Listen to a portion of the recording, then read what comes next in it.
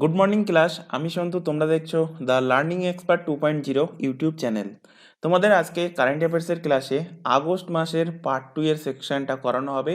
এর আগে তোমাদের অলরেডি আগস্ট মাসের ওপর থেকে পার্ট 1 ক্লাস হয়ে গেছে। এছাড়া জুলাই মাসের কিন্তু যে কারেন্ট অ্যাফেয়ার্স সেগুলো কিন্তু 4টে পার্টে কমপ্লিট করানো হয়ে গেছে, অর্থাৎ আজকে তোমাদের 6 নম্বর ক্লাস।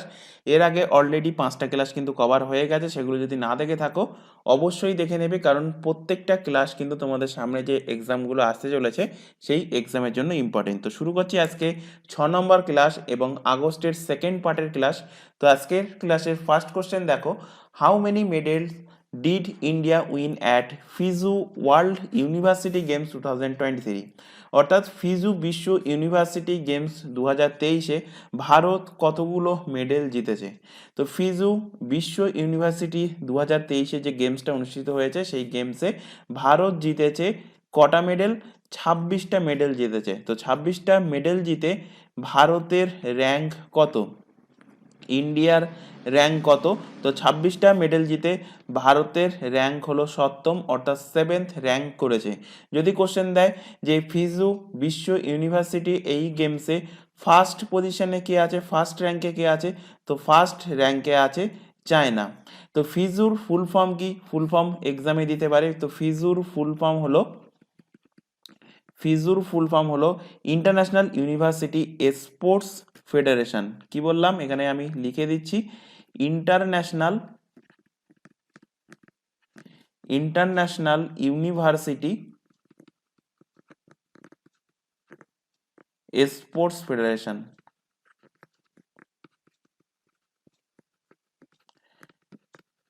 এই বছর এই যে ফিজু ইউনিভার্সিটি গেমস 2023, এই 2023-এর আয়োজক দেশ কে ছিল, অর্থাৎ হোস্ট কান্ট্রি কে ছিল? তো আয়োজক দেশ ছিল চায়না। চায়নার কোথায়? চায়নার চেংদু। চায়নার চেংদুতে আয়োজন হয়েছিল এই ফিজু ইউনিভার্সিটি গেমস 2023। এবং এটা কততম এডিশন ছিল 2023টা? এটা ছিল 31তম এডিশন, 31তম সংস্করণ ছিল। এবং এই এডিশনে টপে আছে, সব থেকে বেশি মেডেল জিতে আছে কে? চায়না। এবং ভারত আছে কততম র্যাঙ্কে? ভারত আছে 7th র্যাঙ্কে। তো দেখো এর উপরে কিছু ফ্যাক্ট এখানে তোমাদের নোট ডাউন করানো হয়েছে যে ইন্ডিয়া ওয়ান, এক্ষুনি বললাম, 26 medal at the ফিজু world university games. এই গেমসের 31তম সংস্করণ ছিল এবং চীনের চেংদুতে এটা অনুষ্ঠিত হয়েছিল এই বছর। এর আগের সংস্করণটি হয়েছিল 2019 সালে এবং সেটা কিন্তু ইতালিতে অনুষ্ঠিত হয়েছিল।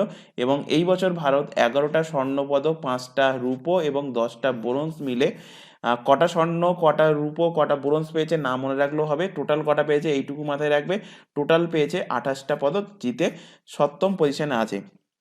এবং এই ফিজু ইউনিভার্সিটি গেমসে কারা পারফর্ম করে? স্টুডেন্টরা মূলত পারফর্ম করে 17 থেকে 25 বছর। এইটা মাথায় রাখবে, 17 থেকে 25 বছর বয়সী স্টুডেন্টসরা এই গেমসে অংশগ্রহণ করে।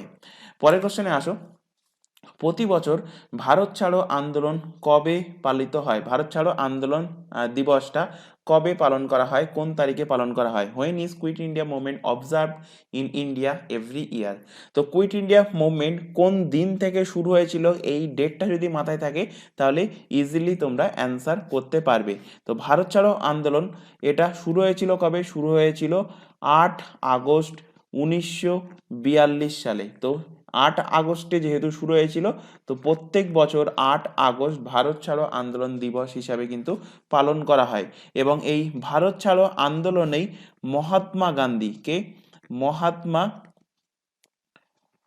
মহাত্মা গান্ধী করো ইয়া মরো, অর্থাৎ ডু অর ডাই, এই স্লোগানটা দিয়েছিলেন। ইতিহাসের কোশ্চেন এখানে যেহেতু প্রসঙ্গ আসলো সেহেতু আমি এখানে তোমাদের ডিসকাস করে দিলাম। কোশ্চেন দেয় ডু অর ডাই, অর্থাৎ কারো ইয়া মারো, এই ডায়লগটা, এই স্লোগানটা গান্ধীজি কোন আন্দোলনের সময় দিয়েছিলেন? তো মাথায় রাখবে ভারত ছাড়ো আন্দোলনের সময় তিনি এই এই যে উক্তিটা, এই ডায়ালগটা তিনি দিয়েছিলেন। তো কুইট ইন্ডিয়া মুভমেন্ট কবে হয়? 8 আগস্ট 1942 সালে এটা শুরু হয়। এই দিনে ভারত ছাড়ো আন্দোলন আনুষ্ঠানিকভাবে শুরু হয়েছিল। 1942-এর আগস্টে মুম্বাইতে অল ইন্ডিয়া কংগ্রেস কমিটির সম্মেলনে ভারত ছাড়ো আন্দোলনের প্রস্তাব গৃহীত করা হয়েছিল এবং সেই দিন থেকেই এই আন্দোলনটা শুরু হয়েছিল এবং এই আন্দোলনে Mahatma Gandhi do or die এই স্লোগানটি তিনি দিয়েছিলেন। পরের কোশ্চেনে চলে আসো, প্রতি বছর কবে হিরোশিমা দিবস পালন করা হয়? তো হিরোশিমার নাম থেকে আশা করি তোমরা রিলেট করতে পারছো যে হিরোশিমা এবং নাগাসাকি এই দুটো শহর কিসের জন্য বিখ্যাত, কারণ এই দুটো শহরে বিশ্বের মধ্যে সর্বপ্রথম পারমাণবিক বোমা ফেলা হয়েছিল কার দ্বারা? আমেরিকার দ্বারা। তো সবার প্রথমে ফেলা হয়েছিল কোথায়? সবার প্রথমে ফেলা হয়েছিল হিরোশিমাতে। হিরোশিমাতে কবে ফেলা হয়েছিল? ফেলা হয়েছিল 6 আগস্টে। তো সেই জন্য 6 আগস্ট এখনো পর্যন্ত 6 আগস্ট দিনটা হিরোশিমা দিবস হিসেবে পালন করা হয়। কাদের উদ্দেশ্যে? এই হিরোশিমার যে ঘটনাটা ঘটেছিল হিরোশিমা এবং নাগাসাকিতে, তাতে বহু মানুষের কিন্তু প্রাণ চলে গিয়েছিল এই পারমাণবিক বোমা নিক্ষেপ করার জন্য আমেরিকার দ্বারা। তো সেই কারণে এই দুটো দিন এই দুটো দিন বলতে হিরোশিমা ডে পালন করা হয় কবে? হিরোশিমা ডে আমি এখানে লিখে দিচ্ছি, হিরোশিমা ডে এটা পালন করা হয় 6 আগস্টে। আর এর ঠিক 3 দিন পরে নাগাসাকি শহরে আরেকটা বোমা ফেলা হয় এবং সেটা কবে ফেলা হয়? 9 আগস্টে ফেলা হয়। তো সেই দিনটা 9 আগস্টের দিনটা নাগাসাকি দিবস হিসাবে, নাগাসাকি ডে হিসাবে পালন করা হয়। তো এই হিরোশিমাতে এবং নাগাসাকিতে কোন সালে, কোন বছরে এই বোমাটা ফেলা হয়েছিল? মাথায় রাখবে 1945 সালে এই বোমাটা নিক্ষেপ করেছিল। কে নিক্ষেপ করেছিল? আমেরিকা, ইউএসএ কিন্তু এই বোমাটা জাপানের ওপরে নিক্ষেপ করেছিল। অর্থাৎ হিরোশিমা এবং নাগাসাকি এই দুটো শহর হলো জাপানের শহর। এখান থেকে কোশ্চেন তোমাদের যেটা দেবে বা কোশ্চেন বহুবার তোমাদের এর আগে প্রিভিয়াস ইয়ার ঘেটে থাকলে দেখতে পাবে যে হিরোশিমাতে কি বোমা ফেলা হয়েছিল এবং নাগাসাকিতে কি বোমা, পারমাণবিক বোমা প্রত্যেকে জানি, কিন্তু এদের একটা নাম ছিল। তো সেই বোমার নাম কি? তো হিরোশিমাতে ফেলা হয়েছিল, তার নাম হলো লিটল বয়। অর্থাৎ প্রথমে যেটা ফেলা হয়েছিল তার নাম হলো লিটল বয় এবং এর ঠিক 3 দিন পরে 9 আগস্টে যে পারমাণবিক বোমাটা ফেলা হয়েছিল তার নাম হলো ফ্যাট ম্যান। এখন কোশ্চেনের লেভেল কিন্তু অনেকটা হাই থাকছে, সুতরাং এখান থেকে আরেকটা কোশ্চেন দেবে, এই যে লিটল বয়, এই যে পারমাণবিক বোমাটা, এটা এয়ারক্রাফট অর্থাৎ বিমানের দ্বারা কিন্তু ফেলা হয়েছিল। তো সেই বিমানের নাম কি? তো লিটল বয় যে বিমানের দ্বারা ফেলা হয়েছিল সেই বিমানের নাম হলো এনোলা গে। তো এনোলা গে কে ছিলেন? এনোলা গে ছিলেন এই যে বিমান, এটা ছিল কিন্তু একটা বিমান। এই বিমানের যিনি পাইলট ছিলেন, বিমানের যিনি পাইলট ছিলেন, সেই পাইলটের মায়ের নাম ছিল ইলোনা গে। তো তার মায়ের নাম অনুসারে বিমানের নাম রাখা হয়েছিল ইলোনা গে। আর নাগাসাকি শহরে যে পারমাণবিক বোমাটা ফেলা হয়েছিল তাতে যে বিমানটা ব্যবহার করা হয়েছিল সেই বিমানের নামটাও তোমরা মাথায় রাখবে। বিমানের নামটা হলো বুকস্কার। বিমানের নাম ছিল, নাগাসাকি শহরে যেটা ফেলা হয়েছিল সেটা হলো বুকস্কার, আর হিরোশিমা শহরে যে বিমান থেকে ফেলা হয়েছিল তার নাম হলো ইলোনা গে। তো এর উপরেও দেখো কিছু ফ্যাক্ট এখানে তোমাদের নোট ডাউন করানো আছে। এই বছর অর্থাৎ 2023-এ হিরোশিমা ডের 78তম বয়স ছিল। Hiroshima day 6 August, Nagasaki day 9 August পালন করা হয়। তো 6 আগস্ট 1945-এ আমেরিকা হিরোশিমা শহরে লিটল বয় পারমাণবিক বোমা ফেলে প্রায় 40,000 লোককে হত্যা করে এবং এর ঠিক 3 দিন পরে 9 আগস্টে ফ্যাটম্যান নামক আরেকটা বোমা জাপানের নাগাসাকিতে ফেলা হয় আমেরিকারই দ্বারা এবং সেখানে আনুমানিক 70,000 মানুষ কিন্তু মারা যায়। এরপর জাপান, এই টাইমটায় কি চলছিল? দ্বিতীয় বিশ্বযুদ্ধ চলছিল। তো এরপরে জাপান আত্মসমর্পণ করে। তো দ্বিতীয় বিশ্বযুদ্ধ শুরু কবে হয়েছিল? শুরু হয়েছিল 1939 সালে 1 সেপ্টেম্বর থেকে শুরু হয়েছিল। কিভাবে শুরু হয়েছিল? জার্মানি যখন পোল্যান্ডকে আক্রমণ করে, এখানে একটুখানি স্পেলিং মিস্টেক হয়ে গেছে, এটা হবে আক্রমণ। তো জার্মানি যখন পোল্যান্ডকে আক্রমণ করে তারপরেই কিন্তু দ্বিতীয় বিশ্বযুদ্ধ শুরু হয়। চলে আসো পরের কোশ্চেনে। আচ্ছা, এখানে তোমাদের একটা ছোট ইনফরমেশন দেওয়ার আছে। আমাদের সাথে অনেক ক্যান্ডিডেট এমন আছো যারা রেগুলার বেসিসে আমাদের ক্লাসে নতুনভাবে যুক্ত হও, তো তাদের ক্ষেত্রে একটা ছোট ইনফরমেশন দেওয়ার আছে। আমাদের এই চ্যানেলে বিভিন্ন এক্সামের জন্য, অর্থাৎ স্টেটের এক্সাম এবং সেন্ট্রালের বিভিন্ন এক্সামের জন্য কিন্তু এখানে সম্পূর্ণ ফ্রিতে সিলেবাস ওয়াইজ, প্রত্যেকটা সাবজেক্টের কিন্তু সিলেবাস ওয়াইজ সম্পূর্ণ ফ্রিতে লাইভ ক্লাস প্রোভাইড করা হয়। তো এখানে দেখো কিছু এক্সামের নাম এখানে নোট ডাউন করানো আছে, যেমন পিএসসি অর্থাৎ পাবলিক সার্ভিস কমিশন কন্ডাক্ট করে ফুড এসআই এক্সাম, এছাড়া পিএসসি মিসলেনিয়াস এবং পিএসসি ক্লার্কশিপ। তো এই তিনটে এক্সাম কিন্তু পিএসসি কন্ডাক্ট করে। তো এই তিনটে এক্সামের উপর বেস করে আমাদের ফার্স্ট ব্যাচ ক্রিয়েট করা আছে। সেকেন্ড ব্যাচ হলো মূলত পুলিশের ব্যাচ, যেখানে তোমাদের jail police, KPSI sergeant, WP lady কনস্টেবলের men's and WP constable and SI, এইগুলো কভার করানো হবে সেকেন্ড ব্যাচে। আর থার্ড ব্যাচ মূলত সেন্ট্রালের এক্সাম, অর্থাৎ এসএসসি যে এক্সামগুলোকে কন্ডাক্ট করায়, যার মধ্যে GD constable, CGL, CSSL, MTS, CPO and Delhi পুলিশের এসআই অ্যান্ড কনস্টেবল। তো এই সমস্ত এক্সামগুলো মিলিয়ে আমাদের থার্ড ব্যাচ ক্রিয়েট করা হয়েছে। তো এই তিনটে ব্যাচেই কিন্তু তোমাদের সম্পূর্ণ ফ্রিতে প্রত্যেকটা এক্সাম ওয়াইজ, এক্সামের সিলেবাস ওয়াইজ প্রত্যেকটা সাবজেক্ট কিন্তু তোমাদের রেগুলার বেসিসে লাইভ ক্লাস অলরেডি শুরু হয়ে গেছে। লাইভ ক্লাস অ্যাটেন্ড না করতে পারলে ক্লাস থেকে যায় রেকর্ডেড ফরম্যাটে, সুতরাং তোমরা পরবর্তীতে চাইলে ক্লাসগুলো তোমরা রেকর্ডেড ফরম্যাটেও কিন্তু দেখতে পারবে। তো এই সমস্ত ব্যাচে অ্যাড হওয়ার জন্য তোমাদের কি করতে হবে, জাস্ট নিচে যে হোয়াটসঅ্যাপ নাম্বারটা তোমরা দেখতে পাচ্ছ 9933434203, এই হোয়াটসঅ্যাপ নাম্বারে তোমরা যুক্ত হয়ে যাও। মাথায় রাখবে তোমাদের অ্যাডমিশন নেওয়ার জন্য, অর্থাৎ এই হোয়াটসঅ্যাপে তোমাদের ইনফর্ম করে হোয়াটসঅ্যাপ থেকে যখন তোমরা নির্দিষ্ট ব্যাচে অ্যাড হবে, তো এই ব্যাচে অ্যাড হওয়ার জন্য কোনো রকম ফিস তোমাদের লাগবে না। সম্পূর্ণ ফ্রিতে অ্যাডমিশন নিতে পারবে এবং ক্লাস যেগুলো চলবে তোমাদের এই চ্যানেলে প্রত্যেকটা ক্লাস কিন্তু সম্পূর্ণ ফ্রিতে করানো হবে। এছাড়া এখানে আরও একটা ইনফরমেশন দেওয়ার আছে। তোমরা এখন বর্তমানে যে ইউটিউব চ্যানেলটাতে ক্লাসটা করছো, তা সেই চ্যানেলের নাম হলো দ্য লার্নিং এক্সপার্ট 2.0। এই চ্যানেলেই তোমরা জিকে জিএস কভার করতে পারবে সম্পূর্ণ সিলেবাস ওয়াইজ। যারা কম্পিটিটিভ এক্সামের সাথে যুক্ত আছে তারা প্রত্যেকেই জানো জিকে জিএস এর মধ্যে আছে হিস্ট্রি, জিওগ্রাফি আছে, তোমাদের সায়েন্সের 3টে সাবজেক্ট, ইকোনমিক্স আছে, পলিটিক্স আছে, এছাড়া স্ট্যাটিক জিকে জিএস আছে। এছাড়া তোমাদের রেগুলার বেসিসে কারেন্ট অ্যাফেয়ার্সের ক্লাস চলছে, যেমন এখন তোমরা কারেন্ট অ্যাফেয়ার্সের ক্লাসটা করছো। এছাড়া তোমাদের রেগুলার বেসিসে রিজনিংয়ের ক্লাস অ্যান্ড ইংলিশের ক্লাস, এই ক্লাসগুলো তোমরা সম্পূর্ণ ফ্রিতে সিলেবাস ওয়াইজ করতে পারবে এই চ্যানেল থেকে। আর ম্যাথের ক্লাস করার জন্য তোমাদের আরেকটা চ্যানেল ওপেন করতে হবে। চ্যানেলের নামটা দেখে নাও, ম্যাথস বাই সন্তু স্যার। তো এই চ্যানেলে থেকে তোমরা ম্যাথের ক্লাস করে নিতে পারবে। এখানে অলরেডি ম্যাথের ফাউন্ডেশন ব্যাচ শুরু হয়ে গেছে। তাই প্রত্যেককে বলছি, তোমাদের সামনে যে সমস্ত এক্সামের জন্য তোমরা প্রিপারেশান নিতে চাও, সেই এক্সামের জন্য সম্পূর্ণ প্রিপারেশন তোমরা এই দুটো চ্যানেল থেকে নিতে পারবে সম্পূর্ণ ফ্রিতে। তাই চ্যানেল দুটোকে সাবস্ক্রাইব করে রাখো, বেল আইকনকে অল নোটিফিকেশন সেট করে রাখো, এবং তোমরা কোনো নির্দিষ্ট ব্যাচে অ্যাড হওয়ার জন্য যে হোয়াটসঅ্যাপ নাম্বার তোমাদের সামনে ডিসপ্লে করানো হলো সেই নাম্বারে আমাদেরকে ইনফর্ম করো। চলে আসো পরবর্তী question. Who has been appointed as the new chairman of central board of indirect taxes and customs, CBIC এর নতুন চেয়ারম্যান পদে কে নিযুক্ত হয়েছেন? তো কোশ্চেন দেবে যে সিবিআইসি এর ফুল ফর্ম কি। তো দেখো এখানে লেখাই আছে central board of indirect taxes and custom. তো এর নতুন চেয়ারম্যান পদে কে নিযুক্ত হয়েছেন? তো এর আগে, এনার নিযুক্ত হওয়ার আগে ছিলেন বিবেক জোহরি। বিবেক জোহরির জায়গাটায় স্থলাভিষিক্ত হয়ে নতুন অ্যাপয়েন্ট হয়েছেন, তার নাম হলো সঞ্জয় কুমার আগরওয়াল, যার ছবি তোমরা রাইট সাইডে দেখতে পাচ্ছ। তো এই সিবিআইসি এদের কাজ কি? এর ফুল ফর্ম থেকেই তোমরা বুঝতে পারছো, এরা সমস্ত রকম অপ্রত্যক্ষ কর, অর্থাৎ ইনডাইরেক্ট ট্যাক্স। ইনডাইরেক্ট ট্যাক্স মানে কি? অপ্রত্যক্ষ অপ্রত্যক্ষ কর।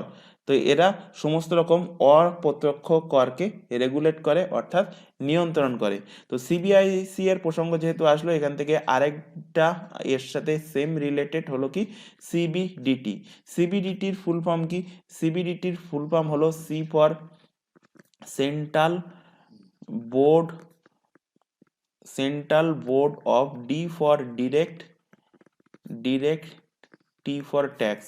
অর্থাৎ এটা কিসের সাথে রিলেটেড? এটা প্রত্যক্ষ করের সাথে রিলেটেড। তো এই সিবিডিটি অর্থাৎ central board of direct tax এর নতুন বা এর চেয়ারম্যান পদে কে এখন নিযুক্ত আছেন, তো এটাও কিন্তু এক্সামে কোশ্চেন দিতে পারে। তো এর চেয়ারম্যান পদে নিযুক্ত আছেন, নামটা মাথায় রাখবে, তার নাম হলো নিতিন গুপ্তা। নিতিন গুপ্তা আছেন সিবিডিটিতে। আর সিবিআইসি অর্থাৎ central board of indirect tax and কাস্টমসে নতুন নিযুক্ত হয়েছেন, তার নাম হলো কি, তার নাম হলো সঞ্জয় কুমার আগরওয়াল। এখানে বাকি যে অপশানগুলো আছে তার মধ্যে পিএম প্রসাদ অলরেডি কিন্তু জুলাই মাসে কারেন্ট অ্যাফেয়ার্সে তোমাদের পড়ানো হয়ে গেছে। পিএম প্রসাদকে, পিএম প্রসাদ হলো কোল ইন্ডিয়া, কোল ইন্ডিয়া লিমিটেড, কোল ইন্ডিয়া লিমিটেডের নতুন যিনি চেয়ারম্যান অ্যান্ড এমডি পদে নিযুক্ত হয়েছেন তার নাম হলো কি, তার নাম হলো পিএম প্রসাদ। প্রসূন যোশীটাও কিন্তু অলরেডি তোমাদের পড়ানো হয়েছে। কোথায় পড়িয়েছিলাম? জানুয়ারি থেকে জুন মাস পর্যন্ত যে 6 মান্থের কারেন্ট অ্যাফেয়ার্সের সেশন তোমাদের করানো হয়েছিল সেখানে কিন্তু পড়িয়েছিলাম প্রসূন যোশী কিসে। প্রসূন যোশী ইনি chairperson of central board of film certification, central board of film certification শর্টে বলে দিলাম, খাতায় কিন্তু অবশ্যই নোট ডাউন করবে। আরেকটা কথা, এই যে এক্সট্রা ফ্যাক্টগুলো তোমাদের এখানে নোট ডাউন করানো হচ্ছে, অর্থাৎ যে বোর্ড ওয়ার্কিংগুলো যেগুলো হচ্ছে আমি যেগুলো লেখাচ্ছি এগুলো কিন্তু অবশ্যই খাতায় নোট ডাউন করবে, কারণ পিডিএফে তোমরা এই বোর্ড ওয়ার্কিংগুলো না পেতেও পারো। শুধুমাত্র প্রিন্টেড কোশ্চেন অ্যান্সার যেগুলো আছে সেইগুলোই কিন্তু শুধুমাত্র তোমরা পিডিএফ আকারে পাবে। কিভাবে পিডিএফ ডাউনলোড করবে? এই চ্যানেলের ডেসক্রিপশন বক্সে চলে আসো, ডেসক্রিপশন বক্সে দেখবে টেলিগ্রামের একটা লিঙ্ক প্রোভাইড করা আছে, সেই লিঙ্কে ক্লিক করলে তোমরা টেলিগ্রামে জয়েন হতে পারবে এবং সেখান থেকে প্রতিটা ক্লাসের পিডিএফ তোমরা ডাউনলোড করতে পারবে। আলকা মিত্তাল, আলকা মিত্তাল কিসের সাথে যুক্ত? তো আলকা মিত্তাল হলেন প্রথম মহিলা, প্রথম মহিলা, first woman chairman of board of director and oil and natural gas corporation. এখানে আমি শর্টে লিখে দিচ্ছি অয়েল অ্যান্ড ন্যাচারাল গ্যাস। তো অয়েল অ্যান্ড ন্যাচারাল গ্যাস কর্পোরেশনের প্রথম মহিলা চেয়ারপারসন হিসাবে যিনি নিযুক্ত হয়েছেন তার নাম হলো আলকা মিত্তাল। তো দেখো এর উপরে কিছু ফ্যাক্ট এখানে নোট ডাউন করানো আছে। সঞ্জয় কুমার আগারওয়াল, ইনি 1988 ব্যাচের আইআরএস অফিসার তিনি ছিলেন। তিনি নতুন চেয়ারম্যান পদে, সিবিআইসি এর নতুন চেয়ারম্যান পদে কিন্তু তিনি নিযুক্ত হয়েছেন। ইনি বিবেক জোহরির স্থলাভিষিক্ত করেন, যেটা একটু আগেই বললাম। সিবিআইসির গঠন কবে হয়? গঠন হয় 1964 সালে এবং সিবিআইসি এটা অর্থ মন্ত্রকের অধীনে রাজস্ব বিভাগের একটা অংশ। আচ্ছা, আমাদের বর্তমান এখন অর্থমন্ত্রীকে, তো বর্তমান অর্থমন্ত্রী হলেন নির্মলা সীতারামাইয়া। নির্মলা সীতারামান হলেন আমাদের বর্তমান অর্থমন্ত্রী অর্থাৎ ফাইন্যান্স মিনিস্টার। চলে আসো পরের কোশ্চেনে। প্রতি বছর বিশ্বের আদিবাসী দিবস কবে পালন করা হয়? When is the indigenous day of world's indigenous people observe every year? আচ্ছা, তোমাদের এখানে একটা কথা বলে রাখি, তোমরা তোমরা এখানে বাংলার পাশাপাশি ইংলিশ ফরম্যাটে যে কোশ্চেনগুলো দেওয়া আছে এগুলো কিন্তু তোমরা ধীরে ধীরে রপ্ত করবে। যারা বেঙ্গলি মিডিয়াম থেকে আসছো তাদের ক্ষেত্রেই মূলত কথাটা বলা। কারণ হলো তোমরা শুধুমাত্র স্টেটের এক্সাম দিচ্ছ না, বা স্টেটের এমন এক্সাম আছে সেখানে কিন্তু শুধুমাত্র ইংলিশ ফরম্যাটে কোশ্চেন আছে। তো ইংলিশ ফরম্যাটটা তোমরা ধীরে ধীরে রপ্ত করার চেষ্টা করো, তাহলে কি হবে, এসএসসির যে এক্সামগুলো হয় সেখানে সুবিধা হবে, রেলের যে এক্সাম হয় সেখানেও কিন্তু তোমাদের সুবিধা হবে। তো ইংলিশ ফরম্যাটটা ধীরে ধীরে রপ্ত করার চেষ্টা করবে। তো যাই হোক, এখানে কোশ্চেন জানতে চাইছে যে প্রতি বছর বিশ্বের আদিবাসী দিবস কবে পালন করা হয়? তো আদিবাসী দিবস এটা পালন করা হয় 9 আগস্টে। অপশান নাম্বার এ এর কিন্তু সঠিক অ্যান্সার। তো সেন্সাস 2011 সেন্সাস অনুসারে এখান থেকে একটা কোশ্চেন তোমাদের দিয়েছিল, বা প্রিভিয়াস ইয়ারের কোশ্চেন ঘেটে থাকলে দেখবে যে 2011 সেন্সাস অনুসারে ভারতের সব থেকে বড় জনজাতি, ভারতের সব থেকে বড় জনজাতি বা সব থেকে বড় ট্রাইবাল, তার নাম কি? তো তার নাম হলো ভেল ট্রাইব। তার নাম হলো ভেল ট্রাইব। ভারতের সব থেকে বড় জনজাতি বা ইংলিশে কি বলা হয়? ইংলিশে বলা হয় ট্রাইব। তার নাম কি? তার নাম হলো ভিল ট্রাইব। অনেকবার কিন্তু কোশ্চেনে দিয়েছে।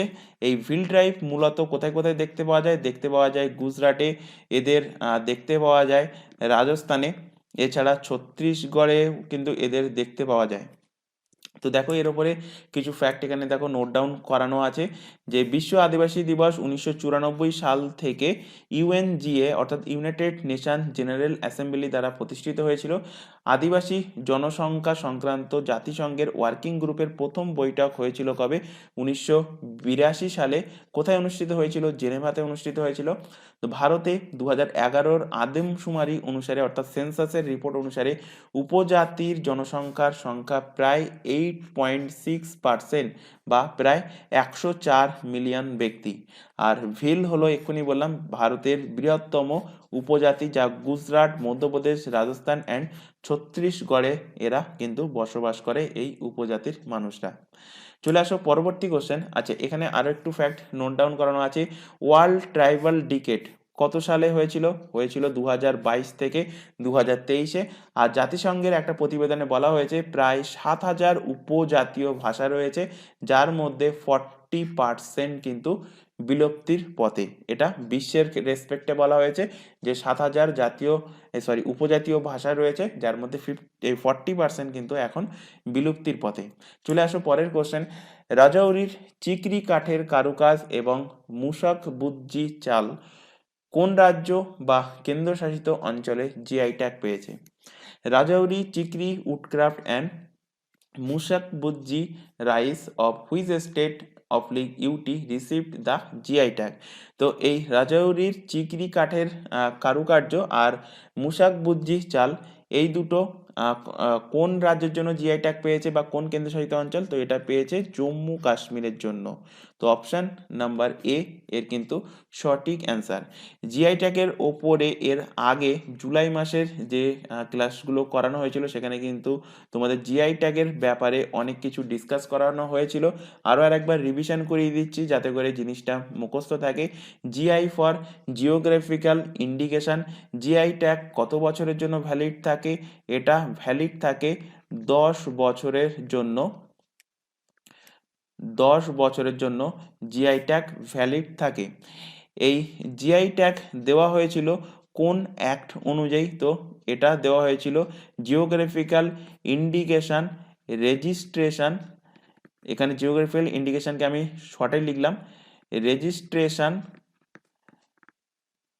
Registration act 1999।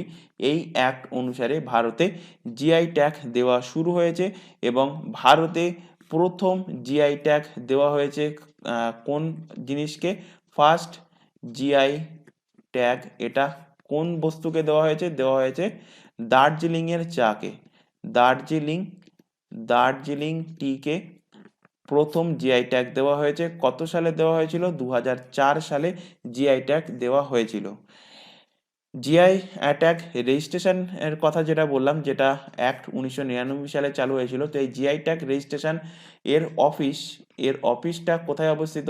তো এর অফিস অবস্থিত চেন্নাইতে। অর্থাৎ 10 বছরের জন্য কোনো একটা বস্তু যে ভ্যালিড থাকবে জিআই ট্যাগ, সেই 10 বছর পরে গিয়ে সেই বস্তুর ওপরে আবার নতুন করে জিআই ট্যাগ নেওয়ার জন্য এই রেজিস্ট্রেশন অফিসে গিয়ে সেই বস্তুর ওপরে সেই স্টেট বা সেই ইউটি গিয়ে সেখানে রেজিস্ট্রেশন করবে। তারপর যদি তাদের মনে হয় আবারও কিন্তু সেই প্রোডাক্টের ওপরে জিআই ট্যাগ দেওয়া হবে। চলে আসো পরের কোশ্চেনে। আচ্ছা, এখানে দেখো একই যেটা আলোচনা করলাম সেই ফ্যাক্টটা এখানে নোট ডাউন করানো হচ্ছে। আর এখানে দেখো অন্যান্য আইটেমের মধ্যে এই জম্মু কাশ্মীরের অন্যান্য আইটেমের মধ্যে যেগুলো জিআই ট্যাগ পেয়েছে তার মধ্যে হলো জাফরান, কানি শাল, কাশ্মীরি পাশমিনা শাল, এগুলো কিন্তু জিআই ট্যাগ পেয়েছে। পরের কোশ্চেনে চলে আসো। When is world biofuel day observe every year? প্রতি বছর বিশ্ব বায়োফিউল দিবস কবে পালন করা হয়? তো প্রত্যেক বছর বিশ্ব বায়োফিউল ডে এটা পালন করা হয় 10 আগস্টে। অপশান এ এর কিন্তু সঠিক অ্যান্সার।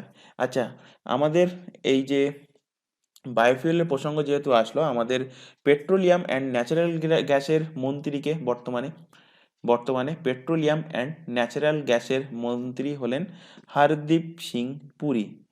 হরদীপ হরদীপ সিং পুরী হলেন বর্তমান petroleum and natural gas minister. তো প্রত্যেক বছর বায়োফুয়েল ডে এটা কবে পালন করা হয়? পালন করা হয় 10 আগস্টে। তো ওয়ার্ল্ড বায়োফুয়েল ডে 10 আগস্টে পালন করা হয়। জৈব জ্বালানি হলো পরিবেশ বান্ধব যা কার্বন নিঃসরণকে কমাবে। এগুলো জৈব পদার্থ যেমন গাছপালা প্রাণীর বর্জ্য থেকে উৎপত্তি হয়। জৈব জ্বালানি প্রধানত 3 প্রকার। এর মধ্যে বায়ো ইথানল তৈরি হয় কিসের থেকে? তৈরি হয় ভুট্টা, আখ ইত্যাদি ফসল থেকে তৈরি হয় বায়ো ইথানল। এছাড়া বায়োডিজেল কিসের থেকে তৈরি হয়? বায়োডিজেল মূলত তৈরি হয় ভেজিটেবল অয়েল এবং রিসাইকেলড কুকিং অয়েল থেকে তৈরি হয় বায়োডিজেল। আরেকটা হলো বায়োগ্যাস, যেটা এক্ষুনি বললাম যে 3 প্রকার জৈব জ্বালানি কি কি? বায়ো ইথানল, বায়োডিজেল আর হলো বায়োগ্যাস। বায়োগ্যাস তৈরি হয় কিসের থেকে? তৈরি হয় কৃষি বর্জ্য থেকে। ডব্লিউবিসিএস 2023-এর প্রিলিমসের কোশ্চেনে এখান থেকে কোশ্চেন দিয়েছিল বায়োগ্যাস কিসের থেকে তৈরি হয়। 4টে অপশন ছিল, তার মধ্যে অ্যান্সার হবে কৃষি বর্জ্য থেকে বায়োগ্যাস তৈরি হয়। এছাড়া পেট্রোলিয়াম এবং প্রাকৃতিক গ্যাস মন্ত্রক 2018 সাল থেকে এই দিবসটা পালন করছে এবং এই দিনটা স্যার রুডলফ ডিজেল, ইংলিশ নামটা মাথায় রাখবে, রুডলফ ডিজেল, এনাকে সম্মানিত করে এই দিবসটা পালন করা হয়। যিনি 1893 সালে চীনা বাদামের তেল থেকে প্রথম ইঞ্জিন চালিয়েছিলেন। চলে আসো পরের কোশ্চেনে। জায়েদ তালোয়ার ভারত এবং কোন দেশের মধ্যে দ্বিপাক্ষিক অনুশীলন? Zayed Talwar is a bilateral exercise between India and which country? তো জায়েদ তালোয়ার এটা ভারত এবং ইউএইর মধ্যে একটা কিন্তু নৌবাহিনীর মহড়া। তো অপশন নাম্বার ডি এর কিন্তু সঠিক অ্যান্সার হবে।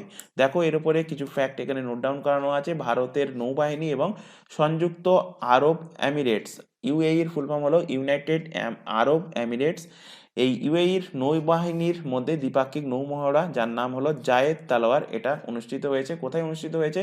দুবাইয়ের কোন পোর্টে? রাশিদ পোর্টে এটার আয়োজন করা হয়েছিল এবং ভারতের তরফ থেকে আইএনএস বিশাখাপট্টনম এবং আইএনএস ত্রিকান্ত এই সামুদ্রিক মহড়ায় তারা অংশগ্রহণ করেছিল। চলে আসো পরের কোশ্চেনে। Which nation launch the Luna 25 mission? কোন দেশ লুনা 25 মিশনটা চালু করে? তো লুনা 25 মিশনটা হলো রাশিয়ার মিশন। রাশিয়ার কি মিশন? এটা হলো চন্দ্র মিশন, অর্থাৎ চাঁদের যাওয়ার মিশন ছিল রাশিয়ার লুনা 25।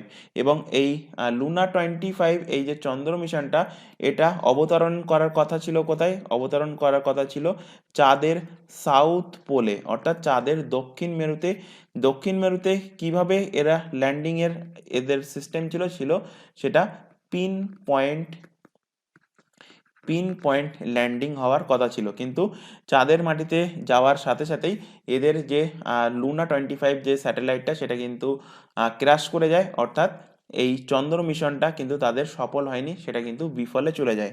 তো চন্দ্র মিশনের প্রসঙ্গ যেহেতু আসলো, ভারতও কিন্তু এই 2023-এ চাঁদের জন্য চন্দ্রযান পাঠিয়েছিল এবং চন্দ্রযান একটা সাকসেসফুল মিশন ছিল এবং চন্দ্রযান বিশ্বের প্রথম চাঁদের সাউথ পোলে পৌঁছানো একটা মিশন ছিল, যেটা পাঠিয়েছে ভারত।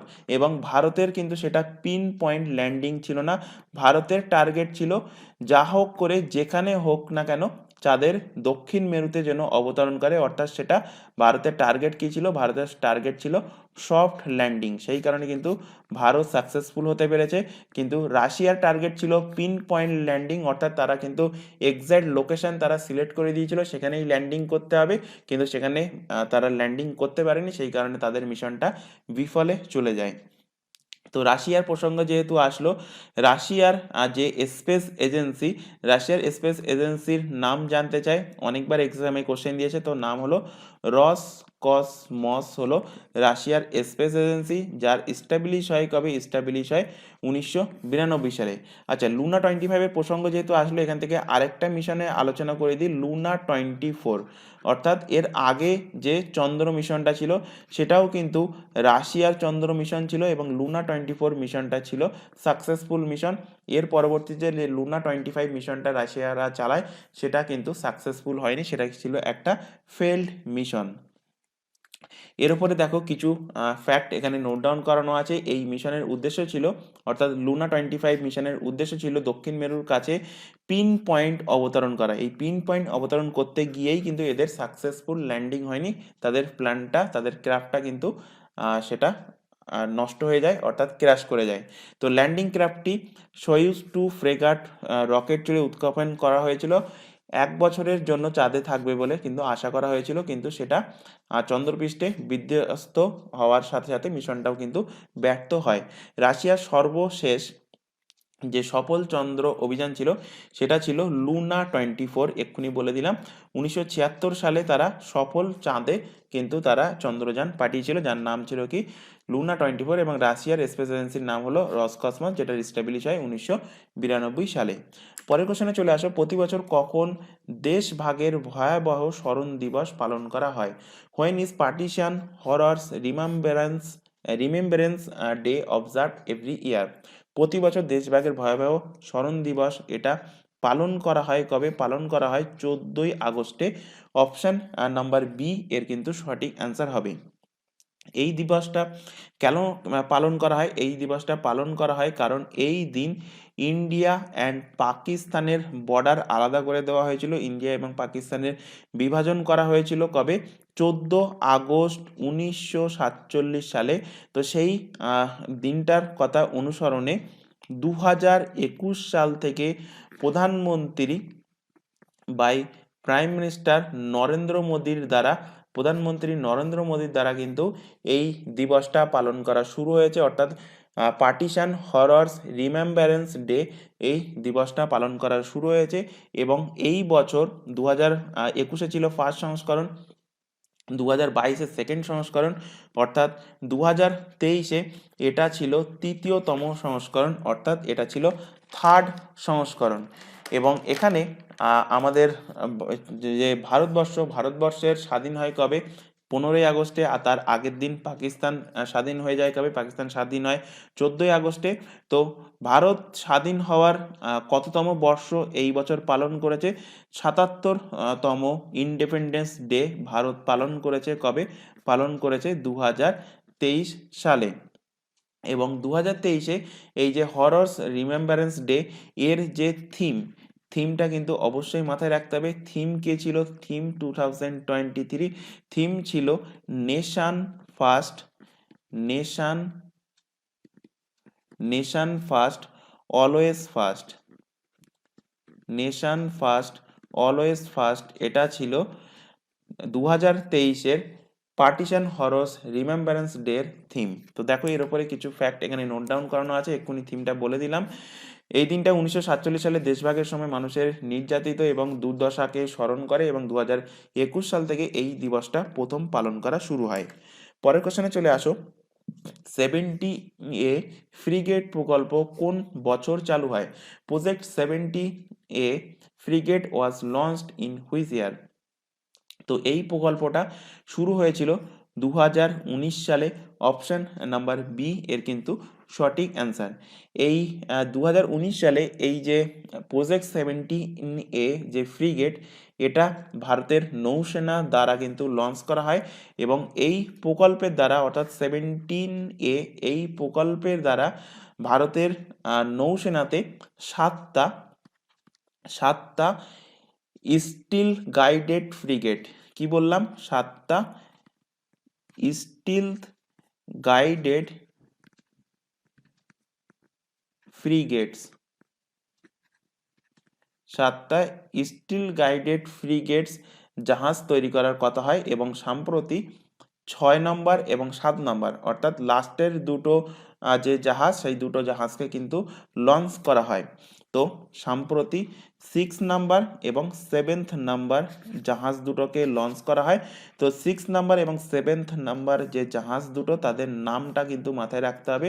তো আইএনএস এর ফুল ফর্ম অলরেডি বলে দিয়েছি জুলাই মাসে কারেন্ট অ্যাফেয়ার্স পড়ানোর সময়।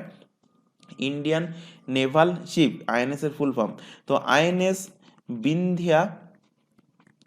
আইএনএস বিন্ধ্যাগিরি হলো 6 নম্বর, আর 7 নম্বর জাহাজ তার নাম হলো আইএনএস মহেন্দ্রগিরি। আইএনএস বিন্ধ্যাগিরি এবং আইএনএস মহেন্দ্রগিরি। তো এই যে জাহাজগুলো, 7টা যে জাহাজ তৈরি হয়েছে 2019 সালে প্রজেক্ট 17 এর ফ্রিগেট এই প্রকল্প দ্বারা। তো এই ফ্রিগেট প্রকল্প দ্বারা এই যে 7টা জাহাজ দুটো কোম্পানির কাছে কন্ট্রাক্ট দেওয়া হয়েছিল। সেই দুটো কোম্পানির নাম তোমাদের মাথায় রাখতে হবে। দুটো কোম্পানিকে কন্ট্রাক্ট দেওয়া হয়েছিল, সেই দুটো কোম্পানি কে কে? দুটো কোম্পানির মধ্যে একটা হলো কলকাতার কোম্পানি যার নাম হলো জিআরএসই। জিআরএসির ফুল ফর্ম হলো garden reach ship builders and engineering limited. এটা কোথায় অবস্থিত? এটা অবস্থিত কলকাতাতে। আর আরেকটা কোম্পানি তার নাম হলো এমডিএল। এমডিএল এর ফুল ফর্ম কি? এমডিএল এর ফুল ফর্ম হলো Mazagon dock ship builders limited.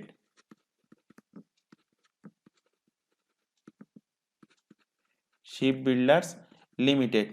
তো এই Mazagon dock ship builders limited এবং জিআরএসি এই দুটো কোম্পানিকে কিন্তু কন্ট্রাক্ট দেওয়া হয়েছিল এই প্রজেক্ট 17 দ্বারা জাহাজ তৈরি করার জন্য। তো জিআরএসি কে কন্ট্রাক্ট দেওয়া হয়েছিল কটা? জিআরএসি কে কন্ট্রাক্ট দেওয়া হয়েছিল 3টে জাহাজের জন্য, আর এমডিএল কে কন্ট্রাক্ট দেওয়া হয়েছিল 4টে জাহাজের জন্য। এবং এমডিএল অর্থাৎ মাঝেগাঁও ডক শিপ বিল্ডার্স এটা কোথায় অবস্থিত? এটা অবস্থিত মুম্বাইতে। আর জিআরএসি বললাম কি? জিআরএসি অবস্থিত আমাদের কলকাতায়, অর্থাৎ গার্ডেনডি শিপ বিল্ডার্স ইঞ্জিনিয়ারিং লিমিটেড। তো এই জিআরএসি কোনটা তৈরি করেছে 6 এবং 7 নম্বরের মধ্যে? জিআরএসি তৈরি করেছে আইএনএস বিন্ধ্যাগিরি, আর আইএনএস মহেন্দ্রগিরি এটা তৈরি করেছে এমডিএল অর্থাৎ মাঝেগাঁও ডক শিপ বিল্ডার্স লিমিটেড তৈরি করেছে কোনটা? তৈরি করেছে আইএনএস মহেন্দ্রগিরিকে। এবং সম্প্রতি 2023-এ রাষ্ট্রপতি কলকাতাতে আসেন এই গার্ডেনডিস শিপ বিল্ডার্সে। এসে আইএনএস বিন্ধ্যাগিরি যে জাহাজটা সেই জাহাজের কিন্তু তিনি উদ্বোধন করেছেন। তো দেখো এর উপরে কিছু ফ্যাক্ট এখানে তোমাদের নোট ডাউন করানো আছে। 2023 সালে রাষ্ট্রপতি কলকাতায় আইএনএস বিন্ধ্যাগিরির উদ্বোধন করেন। এটি ছিল 17A ফ্রিগেট প্রকল্পের অধীনে 6ষ্ঠতম জাহাজ। প্রজেক্ট 17 এর দ্বারা 2019 সালে ভারতের নৌবাহিনী স্টিল গাইডেড মিসাইল ফ্রিগেট এর সিরিজ তৈরি করেছে এবং এই জাহাজগুলো দুটো কোম্পানিতে এদেরকে অর্ডার দেওয়া হয়েছিল। একটা হলো মাঝেগাঁও, এখানে একটুখানি টাইপিং মিস্টেক হয়েছে, এটা হবে Mazagon dock ship builders and কলকাতার garden reach ship builders and engineering limited, যাকে শর্টে বলা হয় জিআরএসি, এই দুটো কোম্পানি এই জাহাজগুলোকে তৈরি করেছে। চলে আসো পরবর্তী কোশ্চেনে। How many gallantry awards were approved by the president on the eve of independence day 2023? অর্থাৎ 2023-এর স্বাধীনতা দিবসের প্রাক্কালে রাষ্ট্রপতি কটি বীরত্বের পুরস্কার অনুমোদন করেছিল? তো কাকে কাকে বীরত্বের পুরস্কার অর্থাৎ গ্যালেন্টারি অ্যাওয়ার্ডস প্রোভাইড করা হয়েছিল? নাম না মনে রাখলেও হবে, কিন্তু কটা অ্যাওয়ার্ড দেওয়া হয়েছিল সেটা কিন্তু অবশ্যই মনে রাখতে হবে। তো 76টা গ্যালেন্টারি অ্যাওয়ার্ডস প্রোভাইড করা হয়েছিল 2023 সালে। এবং 76টা দেওয়ার পিছনে একটা কারণ ছিল, কারণ হলো ইন্ডিপেন্ডেন্স ডে। ভারতের স্বাধীনতার কততম বছর হয়েছিল? 76 বছর পূর্ণ হয়েছিল। আর যদি কোশ্চেন দেয় কততম ইন্ডিপেন্ডেন্স ডে ছিল, তখন অ্যান্সার হবে 77th, অর্থাৎ 77তম। আর কত বছর পূর্ণ হয়েছে জানতে চাইলে তখন অ্যান্সার হবে 76 বছর পূর্ণ হয়েছে ভারতের স্বাধীনতার। তো সেই কারণে কিন্তু 2023 সালে 76টা গ্যালেন্টারি অ্যাওয়ার্ডস প্রোভাইড করা হয়েছিল। এই যে গ্যালেন্টারি অ্যাওয়ার্ডস, এই গ্যালেন্টারি অ্যাওয়ার্ডসকে বছরে 2বার প্রদান করা হয়। বছরে কতবার? বছরে 2বার প্রদান করা হয়। কখন কখন প্রদান করা হয়? একটা প্রদান করা হয় রিপাবলিক ডের সময়, অর্থাৎ যখন প্রজাতন্ত্র দিবস আরেকটা দেওয়া হয়, কখন আরেকটা দেওয়া হয় স্বাধীনতা দিবস অর্থাৎ ইন্ডিপেন্ডেন্স ডে। এই দুটো দিনে কিন্তু গ্যালেন্টারি অ্যাওয়ার্ড নাম কিন্তু ঘোষণা করা হয়। আমাদের টোটাল গ্যালেন্টারি অ্যাওয়ার্ড কটা? টোটাল গ্যালেন্টারি অ্যাওয়ার্ডের সংখ্যা কিন্তু 6টা। কি কি? পরমবীর চক্র, অশোক চক্র, এগুলো এখানে নোট ডাউন করানোই আছে, সেগুলো আমি এখান থেকে দেখিয়ে দিচ্ছি। এখানে দেখো কিছু ফ্যাক্ট এখানে নোট ডাউন করা আছে। সামরিক অফিসার, অন্যান্য স্বীকৃত বাহিনী এবং বেসামরিক ব্যক্তিদের সাহসিকতা এবং আত্মত্যাগের জন্য, দেশের প্রতি আত্মত্যাগের জন্য স্বীকৃতি দেওয়ার জন্য এদের বীরত্বের পুরস্কার অর্থাৎ গ্যালেন্টারি অ্যাওয়ার্ড প্রোভাইড করা হয় এবং এগুলো বছরে দুবার ঘোষণা করা হয়। একটা হলো প্রজাতন্ত্র দিবসে আর একটা হলো স্বাধীনতা দিবসে। গ্যালেন্টারি অ্যাওয়ার্ডগুলো কী কী? গ্যালেন্টারি অ্যাওয়ার্ড এক্ষুনি বললাম 6টা গ্যালেন্টারি অ্যাওয়ার্ড। তার মধ্যে দেখো আছে ফার্স্ট, মানে সব থেকে সর্বোচ্চ সামরিক যে অ্যাওয়ার্ড, সর্বোচ্চ যে গ্যালেন্টারি অ্যাওয়ার্ড, সেটা হলো কি? সেটা হলো পরমবীর চক্র। পরমবীর চক্রের পরে সেকেন্ড পজিশনে আছে অশোক চক্র, থার্ড পজিশনে আছে মহাবীর চক্র। জাস্ট পরপর নামটা মাথায় রাখবে। এদের শর্ট ফর্ম এইভাবেও মাথায় রাখতে পারো শর্ট ট্রিক্স হিসাবে। প্যাম কেভিএস, কেভিএস থেকে কেন্দ্রীয় বিশ্ববিদ্যালয়, কেন্দ্রীয় কেভিএস যে স্কুলগুলো আছে সে এখান থেকে ম্যাম মনে রাখতে পারো, ম্যাম কেভিএস, কেভিএস এর ম্যাডাম। তো ম্যাম থেকে প্যাম মাথায় রাখবে, প্যাম কেভিএস। তো পি ফর পরমবীর চক্র, এ ফর অশোক চক্র, এম ফর মহাবীর চক্র, কে ফর কীর্তি চক্র, ভি ফর ভীর চক্র, আর এস ফর হলো শৌর্য চক্র। পরপর নামগুলো মাথায় রাখবে, কারণ কোশ্চেন এইভাবে যায় যে দ্বিতীয় সামরিক যে অ্যাওয়ার্ডটা বা তৃতীয় সামরিক অ্যাওয়ার্ড বা প্রথম সামরিক হাইয়েস্ট গ্যালেন্টারি অ্যাওয়ার্ড কোনটা, এইভাবে কিন্তু তোমাদের কোশ্চেন থাকে। তো হাইয়েস্ট গ্যালেন্টারি অ্যাওয়ার্ড হলো পরমবীর চক্র, তারপরে হলো অশোক চক্র, তারপরে হলো মহাবীর চক্র, কীর্তি চক্র, বীর চক্র অ্যান্ড শৌর্য চক্র। এছাড়া ডিস্টিংগুইশ সার্ভিস মেডেল প্রোভাইড করা হয় এবং ডিস্টিংগুইশ সার্ভিস মেডেলের মধ্যে সেনা মেডেল, বায়ুসেনা মেডেল, নভসেনা মেডেল অ্যান্ড যুদ্ধ সেনা মেডেল, এই মেডেলগুলো কিন্তু প্রোভাইড করা হয়ে থাকে। তো এর মধ্যে পরমবীর চক্র, যেগুলো আমি লাল দিয়ে লাল বক্স আকারে মার্কিং করছি, পরমবীর চক্র, মহাবীর চক্র এবং এখানে পরমবীর চক্র, মহাবীর চক্র আর হলো বীর চক্র, এই যে তিনটে আমি লাল কালি দিয়ে বক্স আকারে মার্কিং করলাম, এই তিনটে অ্যাওয়ার্ড দেওয়া শুরু হয়, অর্থাৎ এদের ইস্টাবলিশ হয় কবে? ইস্টাবলিশ হয় 1950 সালে। এই তিনটে অ্যাওয়ার্ড বাদ দিয়ে বাকি যে তিনটে অ্যাওয়ার্ড আছে, অর্থাৎ অশোক চক্র, কীর্তি চক্র এবং শৌর্য চক্র, অর্থাৎ সূর্য চক্র বাংলাতে বলা হয়। তো এই তিনটে চক্র, এই তিনটে অ্যাওয়ার্ড প্রোভাইড করা হয় কবে? 1952 সাল থেকে প্রোভাইড করা হয়। তো 1952 সাল থেকে যখন এই তিনটে অ্যাওয়ার্ড প্রোভাইড করা হয়েছিল, তখন এদের নাম কি ছিল? তখন এদের নাম ছিল অশোক চক্র বর্গ 1, অশোক চক্র বর্গ 1। সেকেন্ড অ্যাওয়ার্ডের নাম ছিল অশোক চক্র বর্গ 2, আর থার্ডটার নাম ছিল অশোক চক্র বর্গ 3। তো তখন কিন্তু তিনটেরই নাম অশোক চক্র ছিল, অর্থাৎ অশোক চক্র বর্গ 1, অশোক চক্র বর্গ 2, অশোক চক্র বর্গ 3 এই নামে দেওয়া হতো। এরপর 1967 সালে এসে এই তিনটে অ্যাওয়ার্ডের নাম আলাদা আলাদা করা হয়। আলাদা আলাদা করে প্রথম অর্থাৎ বর্গ 1 যেটা, সেটার নাম অশোক চক্রই রেখে দেওয়া হয়, অশোক চক্রই রেখে দেওয়া হয়। আর সেকেন্ড যেটা সেকেন্ড বর্গ যেটা ছিল অশোক চক্র, সেটার নাম হয় কি? সেটার নাম হয় কীর্তি চক্র। আর 3 নম্বর বর্গে যেটা ছিল তার নাম হয় কি? তার নাম হয় শৌর্য চক্র। তো এই জিনিসটা মাথায় রাখবে। কবে নাম চেঞ্জ হয়েছে? 1967 সালে এসে এদের নাম কিন্তু চেঞ্জ হয়েছে। চলে আসো পরের কোশ্চেন। কোন দেশ মালাবার 2023 সামুদ্রিক মহড়ার আয়োজন করেছে? Which nation is hosting the Malabar 2023 Naval exercise? তো 2023-এর এই মালাবার এক্সারসাইজের হোস্ট করেছে কে, অর্থাৎ আয়োজন করেছে কে? আয়োজন করেছে অস্ট্রেলিয়া।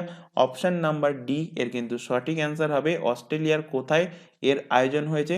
অস্ট্রেলিয়ার সিডনি, অস্ট্রেলিয়ার সিডনিতে এই 2023-এর মালাবার নেভাল এক্সারসাইজের আয়োজন হয়েছে। এই মালাবার যে নেভাল এক্সারসাইজ, এই মালাবার নেভাল এক্সারসাইজে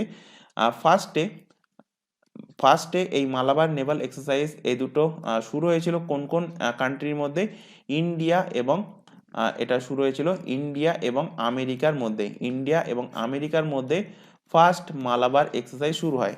পরবর্তীতে এসে এর সাথে আরও দুটো কান্ট্রি অ্যাড হয়, সেগুলো কোনটা কোনটা? জাপান এবং অস্ট্রেলিয়া অ্যাড হয়।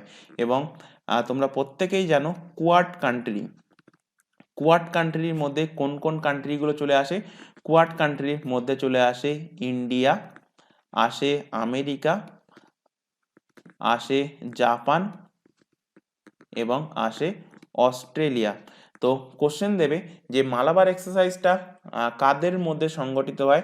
অপশানে কোয়াড কান্ট্রিজ থাকবে। তো অ্যান্সার কি হবে? অ্যান্সার হবে কোয়াড কান্ট্রিজের মধ্যে কিন্তু মালাবার এক্সারসাইজটা হয়ে থাকে। এবং মালাবার এক্সারসাইজ যখন প্রথম শুরু হয়েছিল তখন সেটা শুরু হয়েছিল শুধুমাত্র ইন্ডিয়া এবং আমেরিকার মধ্যে, আর পরবর্তীতে জাপান এবং অস্ট্রেলিয়া এর সাথে যোগদান করে। তো সেটাই কিন্তু এখানে দেখো লেখা আছে। এই মহারাতি 1992 সালে ভারত এবং মার্কিন নৌবাহিনীর মধ্যে দ্বিপাক্ষিক অনুশীলন হিসাবে শুরু হয়। পরে জাপান অস্ট্রেলিয়া যোগদান করে এবং ভারতের নৌবাহিনী আইএনএস সাহিদ্রি এবং আইএনএস কলকাতা এই মহড়ায় অর্থাৎ 2023-এর যে মালাবার এক্সারসাইজটা হলো সেই মহড়ায় অংশগ্রহণ করেছিল। চলে আসো পরের question. Asia hockey champions trophy 2023 এর খেতাব কোন দল জিতেছে? Which team clean chit the title of Asia hockey champions trophy 2023? তো এশিয়ান হকি চ্যাম্পিয়ন ট্রফি 2023 জিতেছে আমাদের ভারতই। অপশান নাম্বার সি এর কিন্তু সঠিক অ্যান্সার হবে। এই বছর এই এশিয়ান হকি চ্যাম্পিয়ন্স ট্রফির কততম এডিশন ছিল? ছিল এটা 7তম 7th এডিশন। এবং এই এডিশনের ম্যাসকট কে ছিল? ম্যাসকট ছিল বোম্যান। আচ্ছা, এই যে বোম্যান এর এর যে কনসেপ্টটা এটা নেওয়া হয়েছে একটা বিখ্যাত ডকুমেন্টারি থেকে। কোন ডকুমেন্টারি থেকে এই বোম্যানটাকে নেওয়া হয়েছে? তো মাথায় রাখবে বোম্যান এই ওয়ার্ডটা বা এই ক্যারেক্টারটা নেওয়া হয়েছে এলিফ্যান্ট হুইসপেয়ার।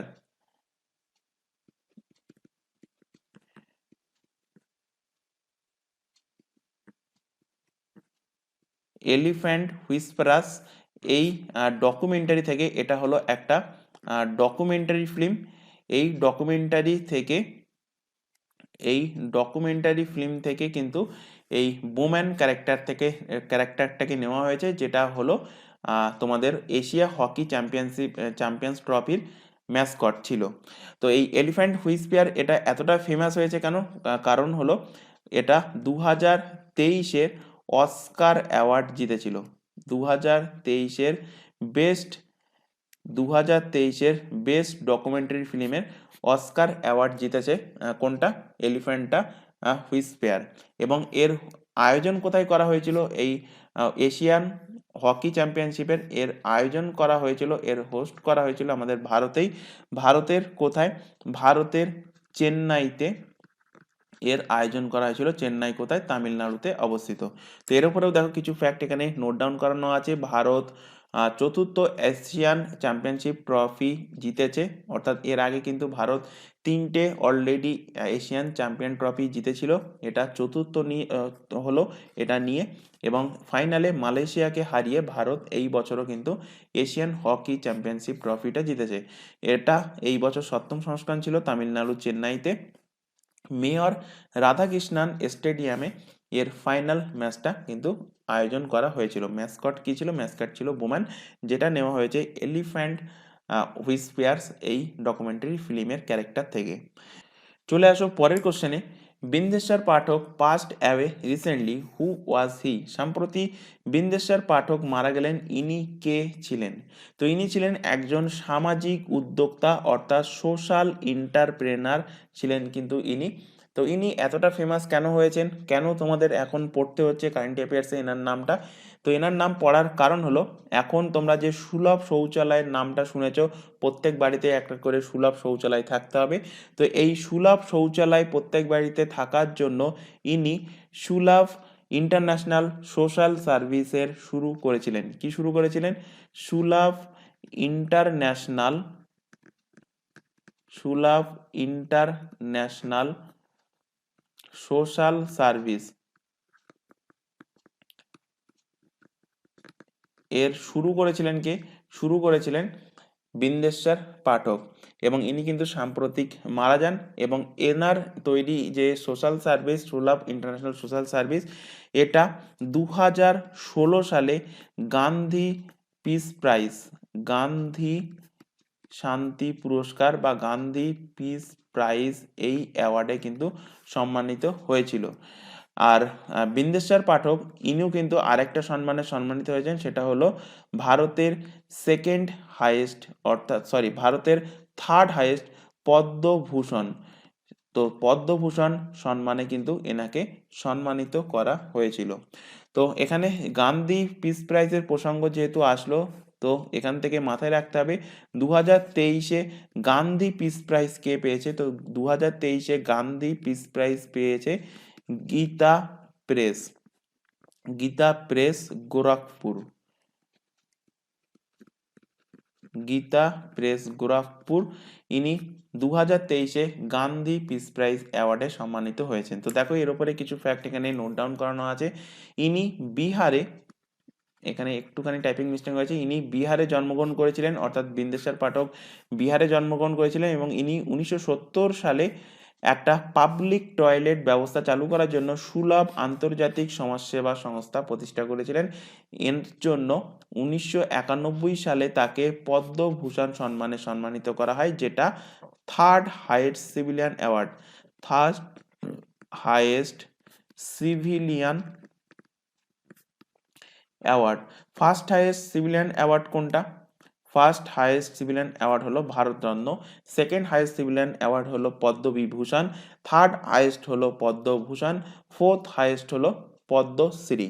আর গ্যালেন্টারি অ্যাওয়ার্ডের ক্ষেত্রে এক্ষুনি তোমাদের বললাম, ফার্স্ট হাইয়েস্ট গ্যালেন্টারি অ্যাওয়ার্ড কোনটা? পরমবীর চক্র, তারপর অশোক চক্র, তারপর মহাবীর চক্র, তারপর কীর্তি চক্র, তারপর বীর চক্র অ্যান্ড শৌর্য চক্র। তো এখান থেকে অবশ্যই কোশ্চেন পাবে।